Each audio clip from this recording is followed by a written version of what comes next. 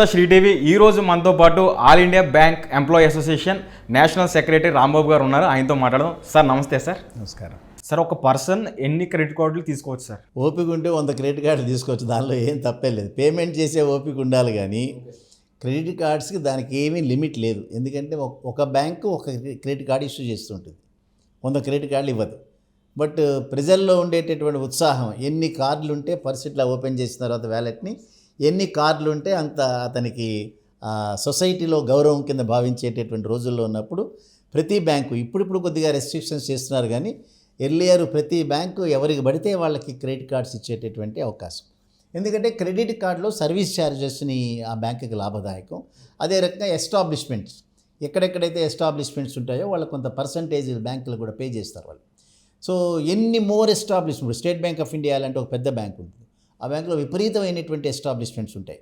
So అక్కడ అన్ని దుకాణాల్లో వాళ్ళు యాక్సెప్ట్ చేస్తారు. సో దాంట్లో ఇంటర్నేషనల్గా యాక్సెప్ట్ చేసే కార్డ్స్ ఉంటాయి.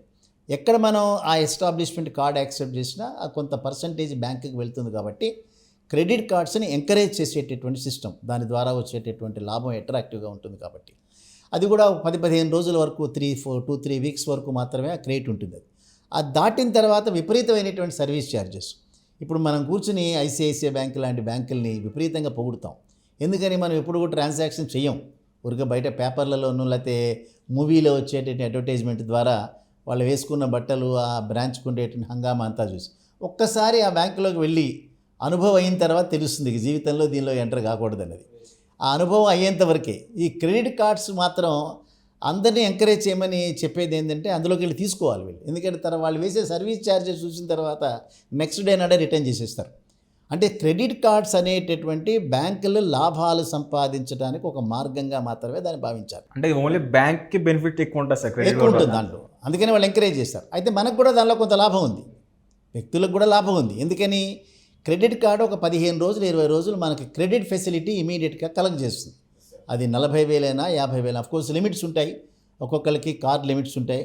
వీళ్ళ యొక్క పేమెంట్ని చూసిన తర్వాత ఆ లిమిట్స్ అన్ని పెరుగుతుంటాయి ఆటోమేటిక్గా. ఇప్పుడు ఎవరో దాన్ని ఇంక్రీజ్ చేయాల్సిన అవసరం లేదు.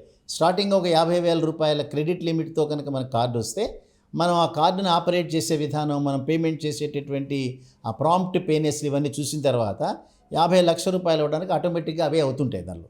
సో మనకు కూడా ఒక రకమైనటువంటి అడ్వాంటేజ్. ఇప్పుడు ఎయిర్పోర్ట్లకి వెళ్ళినా లేదా ఇంటర్నేషనల్ ఎయిర్పోర్ట్స్లో ఉన్నా కూడా ₹1 పే చేస్తే చాలు, మొత్తం డిన్నర్ ఏర్పాట్లు, లంచ్ ఏర్పాట్లు చేసేటటువంటి సిస్టమ్స్ కూడా ఎయిర్పోర్ట్స్లో ఉన్నాయి.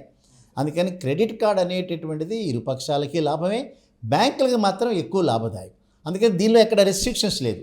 ఒక వ్యక్తికి 2 కార్డులు ఉన్నాయా 3 కార్డు ఇష్యూ చేసేటటువంటి బ్యాంక్ ఏదైతే ఉందో అందులో ఒక కాలం ఉంటుంది, మీకు ఎన్ని క్రెడిట్ కార్డ్స్ ఉన్నాయి అనేటివి.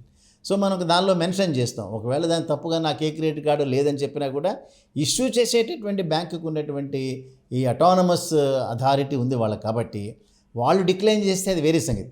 Otherwise Reserve Bank of India ఏ నిబంధన పెట్టలేదు, బ్యాంకులు కూడా ఏ నిబంధన పెట్టలేదు ఏ వ్యక్తికి అందరినీ ఎన్ని ఉండాలనేటటువంటిది.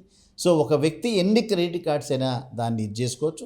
కానీ ఆ వ్యక్తి కనుక పేమెంట్స్లో కనుక ఏదైనా కనుక తేడాలు కనుక వస్తే అతని సిబిల్ స్కోర్ మాత్రం తప్పనిసరిగా కింద పడుతుంది. సో క్రెడిట్ కార్డ్ ఇష్యూ చేసేటప్పుడు కూడా సిబిల్ స్కోర్ని వాళ్ళు లెక్కలోకి తీసుకుంటారు. సో అక్కడ కనుక ఏదైనా కనుక చిన్న పొరపాటు జరిగితే క్రెడిట్ కార్డు వాళ్ళు ఇష్యూ చేయరు. ఇప్పుడు మనం కూడా ఆన్లైన్ అప్లికేషన్స్ ఉన్నాయి. ఇప్పుడు ఆన్లైన్ అప్లికేషన్స్లో ఆ డిక్లైన్ చేసినప్పుడు వచ్చినప్పుడు your CIBIL score is not satisfactory అని మనకు రిప్లై వస్తుంది. అది సో ఎట్లా పడితే అట్లా ఇప్పుడు ఇవ్వట్లేదు. అంత ఎర్లియర్ ఒక 10 సంవత్సరాల క్రితం లిబరల్గా ఉండేటువంటి పరిస్థితి ఇప్పుడు లిబరల్గా లేవు ఇప్పుడు. బట్ ఈవెన్ దెన్ మన బేసికల్గా మనం అనుకునేది క్రెడిట్ కార్డ్స్కు ఉన్న లిమిట్ ఏమిటంటే ఏ రకమైన లిమిట్స్ లేదు. ఎన్ని క్రెడిట్ కార్డ్స్ అయినా సరే మనం ఇష్యూ చేయొచ్చు. దానిలో ఒక్కసారి ఇష్యూ చేసినప్పుడు మాత్రం సమ్ 3,000-4,000 రూపీస్ సర్వీస్ ఛార్జెస్ కింద కలెక్ట్ చేస్తారు, వన్ టైం పేమెంట్ కింద. ఎవ్రీ ఇయర్ కూడా కలెక్ట్ చేస్తుండేవాళ్ళు. సో అవి మాత్రమే భారంగా మనకు ఉంటాయి తప్పిస్తే అదర్వైజ్ మనకు కూడా మనకున్నటువంటి సామర్థ్యం, క్రెడిట్ సామర్థ్యం ఏదైతే ఉందో ఒక 3-4 క్రెడిట్ కార్డులు కూడా మెయింటైన్ చేయగల సామర్థ్యం ఉన్న వ్యక్తులు చాలామంది ఉన్నారు. అది వాళ్ళకు కూడా లాభదాయకం. అది అంచేది ఎక్కడ కూడా రెస్ట్రిక్షన్స్ లేవు ఇట్లా. Okay sir, thank you so much sir.